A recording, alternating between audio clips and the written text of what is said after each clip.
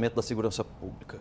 Nós precisamos dar um jeito na segurança pública do nosso Estado e isso imediatamente. A segunda delas será com relação ao número de secretarias que estão sendo administradas pelo atual governo. Isso já definiria o governo como algo bem diferente do que aí está. Então vamos entrar nesses assuntos de forma mais específica, com perdão, Patrícia.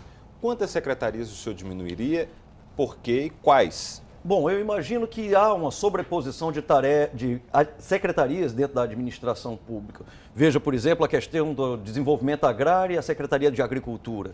São, para que duas secretarias fazendo a mesma coisa? Outra coisa, com relação ao desenvolvimento econômico, nós temos ali pastas de meio ambiente, pastas, enfim, que inflam o número de secretarias quando deveriam estar trabalhando juntas, porque não se pode, eventualmente, primar pelo meio ambiente sem necessariamente considerar a questão do desenvolvimento, assim como o contrário também é verdadeiro. Não se pode imaginar só um desenvolvimento sem levar em consideração o meio ambiente. E então, o senhor acabaria com quantas? Eu penso que reduzindo para 12 é um número satisfatório. E com relação à segurança pública, candidato, que o senhor falou também, faria uma mudança radical. Que mudanças seriam essas? Bom, a primeira delas é tratar a segurança pública com seriedade. Nós temos, na atual administração, um completo descaso. E perceba que isso acabou sendo trazido para a população como uma culpa do governo federal, como culpa das administrações anteriores. E eu pergunto sempre, invariavelmente, sob a égide de quem estava o governo federal? Até pouco tempo, quem estava na administração do nosso Estado? Mas o que o senhor faria na prática? Na mesmíssima grupo político que ele pertence. O que eu faria na prática? A primeira coisa que eu faria era não permitir que uma atividade fim, como o CIOPS, por exemplo, fosse manejado por terceirizados. O que eu faria era um treinamento maciço no material humano das nossas polícias. O senhor acha que o número de PMs é suficiente? O número de policiais civis? Qual é a sua avaliação? O número de policiais civis é absolutamente insuficiente. Perceba, são eles, os policiais civis, que dão a tônica das investigações em nosso Estado. É a Polícia Judiciária. É quem, enfim, investiga. E simplesmente sucateada está a máquina que trabalha com a segurança pública na pasta da Polícia Civil. E também não tem um investimento maciço naqueles que fazem a Polícia Civil do nosso Estado. Os policiais militares, que são aquela polícia repressiva, que dá aquela visibilidade ao governo, querendo fazer propaganda, dizendo que está sendo feita alguma coisa, o que eu percebo é algo bem diferente. Investem em máquinas, investem em, enfim, shows pirotécnicos a serem patrocinados pelos nossos heróis, sem efetivamente investir no material humano, que esses sim fazem a política. O senhor acha, então, que investindo na Polícia Civil, contratando mais policiais civis, vai ter como conter aí o avanço das facções criminosas? Patrícia, não só investindo no sentido de contratar, isso, claro, será necessário. Nós não podemos deixar de contratar para colocar a nossa Polícia Civil em um nível aceitável para trabalhar com a segurança pública e com as investigações que o nosso Estado demanda. Hoje, aqui no Estado do Ceará, só investiga um homicídio até a ocorrência do próximo.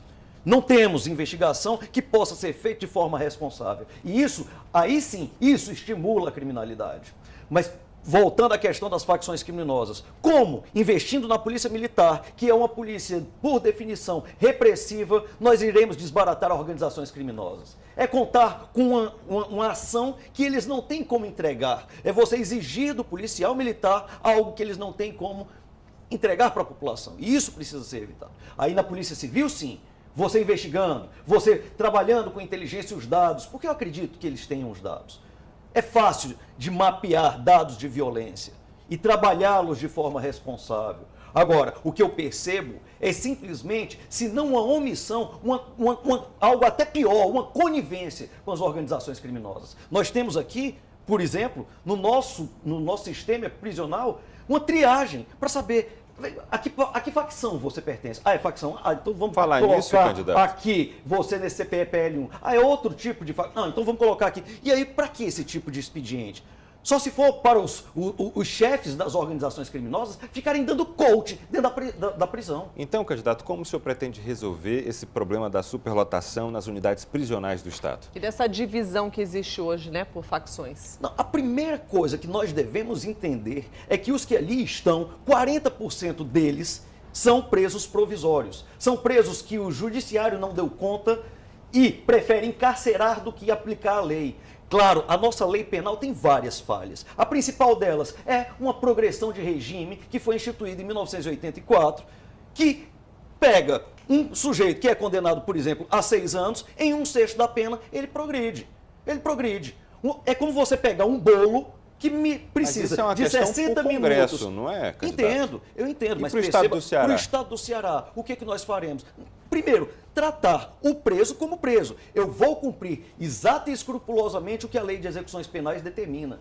Mas eu não vou transformar presídios em hotéis. Eu não vou ficar perguntando para membros de facção criminosa a que facção ele pertence. Nós vamos sim dar ao preso o tratamento legal, o devido tratamento legal, mas não vou ficar facilitando em nada a vida deles. Bom, e vamos falar agora então da questão da saúde, né? O senhor pretende construir mais hospitais, afirmou isso, contratar mais médicos ou não? O que eu pretendo fazer com relação a obras em geral, e isso é um compromisso que nós colocamos nas nossas propostas de governo. Eu não vou construir uma obra sequer sem antes fazer um levantamento preciso de quantas obras o governo do Estado deixou a terminar, ou deixou por terminar. Aí sim, depois de fazer esse levantamento, eu vou terminar aquelas que se mostrem viáveis economicamente, promover a venda de ativos que se mostrem inviáveis, e aí sim nós vamos começar a pensar em contratar. O senhor não poderia fazer isso durante a campanha? Não é possível. Já para propor algo mais... Perceba que eu estou na vida pública exatos, ou talvez bem próximo, de 3 meses. Perceba que eu fui escolhido não por questões outras a não ser uma retidão moral, uns bons princípios orientando minha mente para que possa efetivamente decidir bem. Porque tudo aquilo que cai na mesa de um governador, e eu já disse em outras oportunidades, é algo que por definição é grave, que nem um secretário que é técnico na pasta conseguiu decidir. Aí cai na mesa dele para uma decisão que normalmente é de ordem moral. E essas decisões são tomadas basicamente tendo como 2 critérios, o certo e o errado. E eu penso ter os referenciais teóricos e empíricos capazes de me fazer decidir bem. Bom, então se o senhor afirmou aqui já que não pretende construir mais hospitais, como garantir, então, melhor atendimento à população na área da saúde? A primeira coisa que eu irei fazer é trazer para a responsabilidade do Estado todos os agentes de saúde que estão sendo hoje administrados, ou pelo menos parte deles, pelos municípios. Mas vai, de qualquer forma, inflar a folha de pagamento do Estado. Eu não estou preocupado com os gastos em si, mas sim com a qualidade dos gastos. Eu vou trazer esses agentes de saúde para que eles possam localizar logo no começo quais são as mazelas e as patologias que sofre aquela pessoa ali que está na porta ou está prestes a bater as portas do SUS. Aí sim, trazendo. Com isso, eu desafogo as prefeituras para que possam efetivamente investir o seu dinheiro em outro cenário, unificando os agentes de saúde. Primeira coisa, eu gosto sempre de citar um exemplo de de um casal que estava sofrendo de pressão alta, e perceba que ele não estava com pressão alta, era só uma questão de miopia, que ele não conseguia ler a prescrição médica, estava tomando a dosagem errada. Assim, esse tipo de coisa pode ser evitado pelo agente de saúde. Segundo, uma formação a reativação, ou pelo menos um incremento da escola de gestores públicos. Nós temos aqui no nosso estado uma escola que fornece esse tipo de treinamento. Investir, lógico, em construção, se for necessário, sim, mas antes de mais nada no material humano. Não só no agente de saúde, nos enfermeiros, mas também nos médicos, contratando, treinando e dando, enfim, a qualidade no serviço público que a população merece. Hoje, muitos pacientes do interior, acho que a grande maioria, né, responsável aí por essa superlotação em hospitais aqui do estado, né? O senhor pretende fazer algo pela saúde no interior? Tem algum projeto específico para o interior?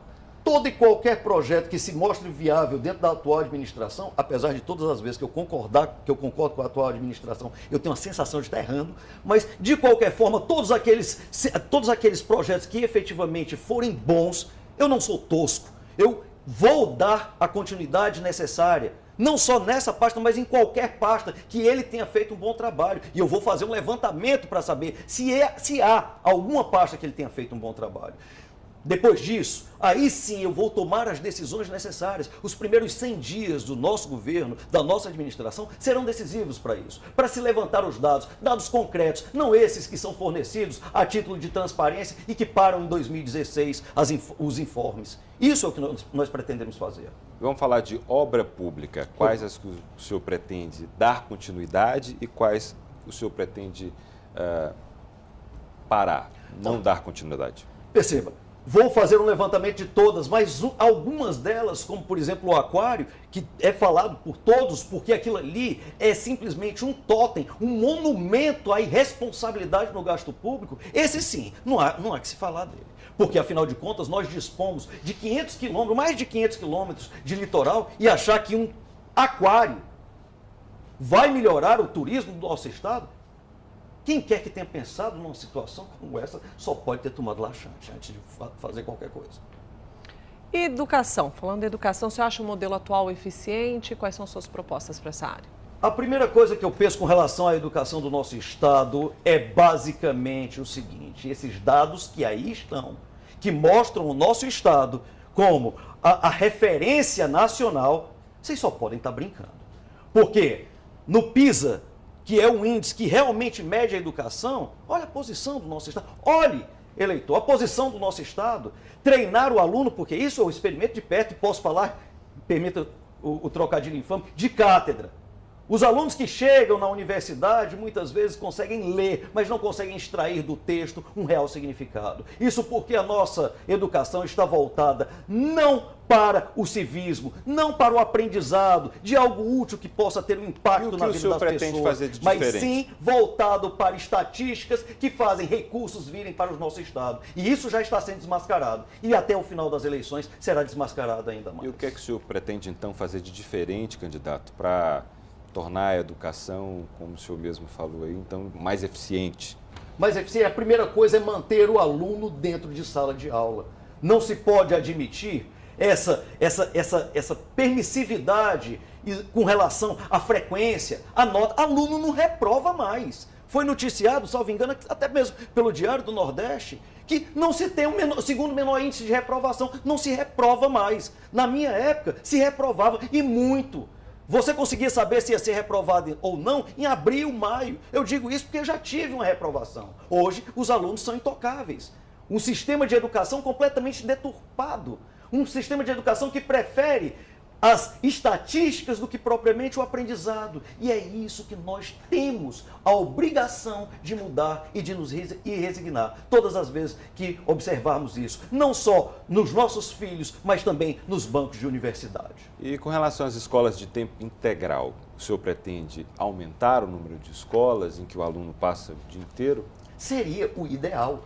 Aliás, eu sou a favor de, sim, ter uma carga horária significativa e a mantença do aluno dentro de sala de aula ou dentro da estrutura do educacional, exatamente para não ser presa fácil de traficantes e de outras pessoas que mostrem, pelo resultado econômico que tem ali na sua vida, na sua curta vida, uma alternativa ao trabalho duro.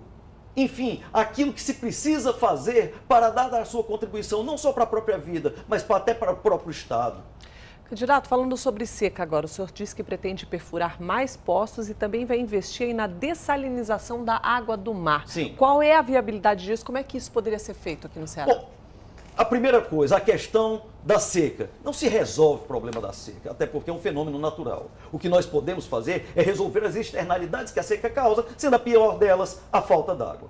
Não se pode conceber que num planeta 3/4 de sua superfície sendo coberto por água, a gente alegue falta d'água no nosso estado. Perceba, nós também temos lençóis freáticos fantásticos que não são aproveitados. Eu não estou falando aqui de robótica de foguete, eu estou falando de tecnologias simples, como que já foram praticadas em estados vizinhos e que estão disponíveis no Ministério do Meio Ambiente. Combina a perfuração de poços profundos com placa fotovoltaica, que tanto tira a água do poço quanto o sal da água. Claro, usinas você quer fazer grandes investimentos que demandam grandes quantidades de água, faça também usinas de dessalinização para abastecê-los. Agora, o que não se pode conceber é que um Estado, porque seca não é um fenômeno novo, sejamos francos. Desde Dom Pedro II se fala em transposições e em questão de seca. E a gente ainda não ter resolvido esse problema, isso é imoral, isso é ilegal, isso é abusivo com o nosso povo. E isso é o que eu pretendo evitar. E qual a viabilidade desses projetos que o senhor acabou de falar? Meu amigo, é questão de opção. É ao invés de você comprar tatuzões, comprar perfuratrizes que façam esses poços profundos. Nós temos a possibilidade e nós temos recursos suficientes para tanto, desde que paremos de gastar irresponsavelmente o dinheiro público e cortemos a corrupção. Aí sim dá certo. Agora, o que é que não se pode ter? Uma administração pública com pessoas fazendo parte do seu gabinete, do seu secretariado, que respondam inquéritos na Polícia Federal, que sejam, enfim, já noticiados como pessoas envolvidas em esquemas de corrupção, que transbordam, inclusive, as fronteiras do nosso Estado. E isso é o que nós não podemos admitir. Vou falar então de mobilidade. O senhor falou no Tatuzão, que é o equipamento utilizado para cavar os espaços por onde passa o metrô. Qual o projeto do senhor com relação à mobilidade urbana no estado do Ceará? O senhor vai dar prosseguimento às obras do metrô? É como eu disse, todas aquelas que se mostrarem viáveis economicamente terão, sim, uma atenção toda especial e promoverei o término das que se, como eu disse, mostrarem viáveis economicamente. O que eu não vou fazer é tratar o povo com fraude. Você colocar tapumes na frente da Unifor durante anos, sugerindo que está sendo feita alguma coisa e de repente tirar os tapumes e não ter nada, isso é estelionato eleitoral. Você chegar e de repente não tratar com seriedade temas como a mobilidade urbana é criminoso. Quais são as propostas do senhor para a mobilidade urbana? Primeiro, analisar aquilo que se tem feito e em funcionamento, não em testes e operações que não terminam nunca. Isso é a primeira coisa. A segunda, ver a viabilidade de colocar os modais juntos para que trabalhem de uma forma eficiente. Eficiência, gestão é o que faz não só a mobilidade urbana, mas qualquer pasta funcionar bem.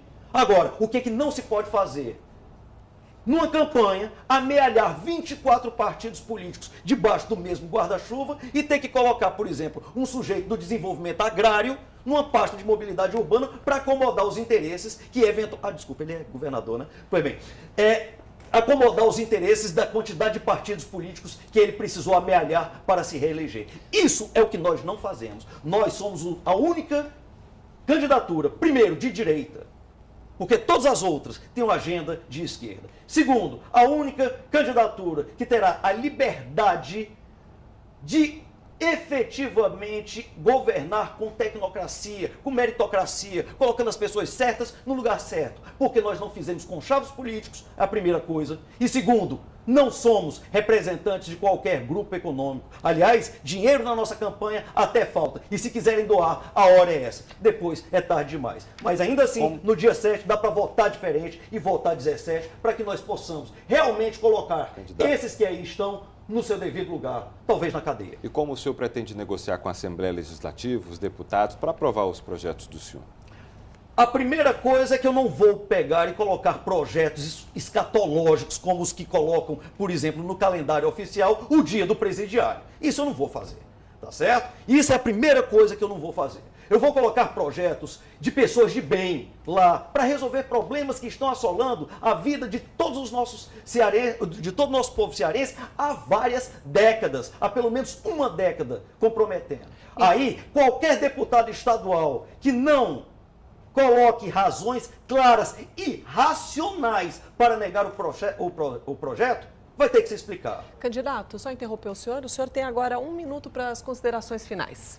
Bom, nesse momento de considerações finais, agradecendo Patrícia, agradecendo Luiz, eu digo o seguinte ao povo cearense. Todas as minhas credenciais que me autorizam ao governo do Estado podem ser reduzidas à honra. A minha fé aos valores cristãos. A minha luta é pela sobrevivência do nosso povo. A defesa inegociável da família, o desenvolvimento do indivíduo e o desenvolvimento do Estado. E nessa ordem. Eu não vou trazer promessas que não poderão ser cumpridas, mas todas aquelas constantes no nosso programa de governo podem e vão ser cumpridas. Porque são promessas que um homem de bem faria a uma população de bem que merece. Muito obrigado e obrigado à oportunidade de ter nos dado para falar com todo o Ceará e me despeço. Muito obrigado, então, candidato, pela sua participação. Obrigada, candidato. Amanhã vamos exibir uma entrevista com o candidato Micaelton Carantino, do PCO.